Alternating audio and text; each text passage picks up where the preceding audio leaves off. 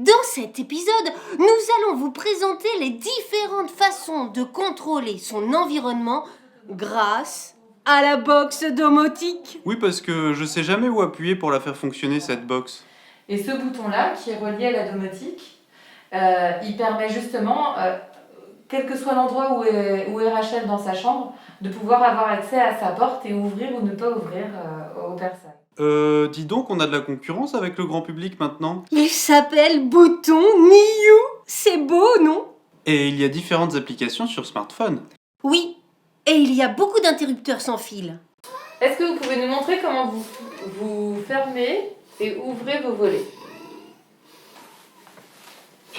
Et si vous avez envie de les arrêter en plein milieu? Et ça, c'est un outil de communication. Ah bon? J'aurais dit que c'était une tablette tactile, moi. Eh ben montrez-nous, puisqu'elle est allumée. Si elle vous dérange cette lumière, c'est l'occasion de nous montrer. Donc là, du coup, on a une application lumière éteinte. Voilà. Et ça permet justement de pouvoir contrôler dans la chambre de Manu un petit peu différents paramètres. Et on peut aussi utiliser sa voix, Oui, c'est de plus en plus courant. comme Mike. Avec son Google Home.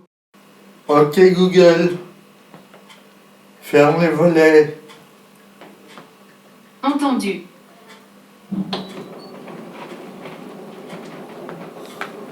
Ok Google, ouvre la porte. À vos ordres.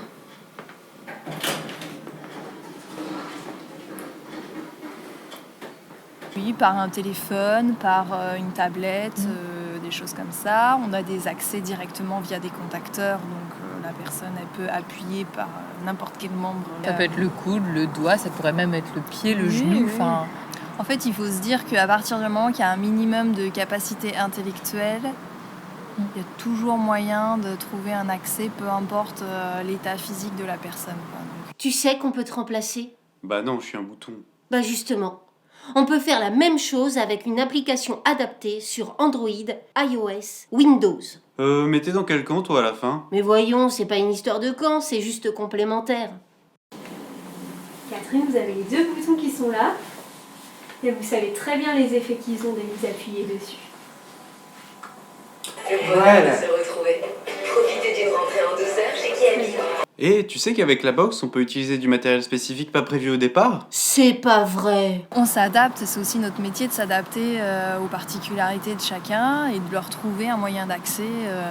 Voilà, ça c'est vraiment notre métier, de trouver un moyen d'accès et on en a plusieurs. Et il y a plein de choses. Ouais. C'est vraiment... Ça peut être au souffle, ça peut être musculaire aussi. Il y a des contacteurs tellement sensibles que juste une contraction musculaire peut engendrer une action. Enfin, Et en fait, la domotique nous apporte vraiment beaucoup de possibilités. C'est-à-dire qu'aujourd'hui, les nouvelles technologies, on va s'adapter vraiment aux capacités de la personne, aussi bien intellectuelle que motrice. Et c'est très malléable, c'est très accessible, donc on s'adapte en fait. La chambre de Ronan reçoit espace de lit. Donc il y a cette tablette qui a été faite, il y a 4 contacteurs, c'est domotique. Donc tu peux l'avoir soit au fauteuil, soit au lit. 220 000 hommes ont été mobilisés. Du coup, Ronan, t'as fait quoi là avec le rouge? Allumer la télé.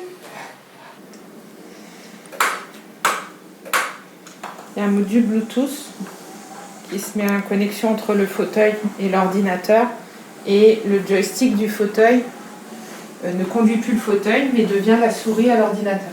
Et il y a un petit contacteur qui fait le clic de souris. Et on peut aussi contrôler avec sa tête. Là, Céline le fait avec sa main, mais normalement, c'est avec la tête.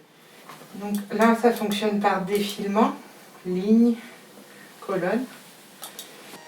Tant qu'elle reste enclenchée, ça lève. Il y a plus simple aussi. Tu appuies sur un contacteur qui transmet les ordres à la box. Et il n'y a plus besoin d'écran. Il est aussi possible de déclencher des actions dans l'environnement. De façon automatique et là encore personnalisée. On a des résidents qui ne peuvent pas utiliser la domotique eux-mêmes, mais par contre, les encadrants ont fait une demande pour qu'il y ait un scénario tous les matins qui se déclenche à telle heure.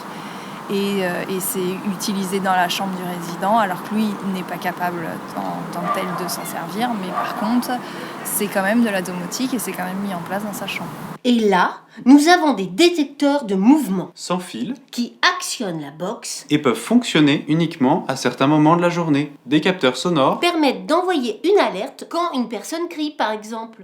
Il y a aussi, on a une tablette, alors on ne l'a pas mis en place avec un résident pour le moment, mais on a fait des essais, une tablette avec une commande oculaire. Ouais. Voilà. Félicitations, vous avez réussi tous les tests. Vous pouvez donc piloter la box domotique grâce à la poursuite oculaire. Maintenant que j'ai bien compris, je peux tout contrôler avec mes yeux. Oh, mon œil.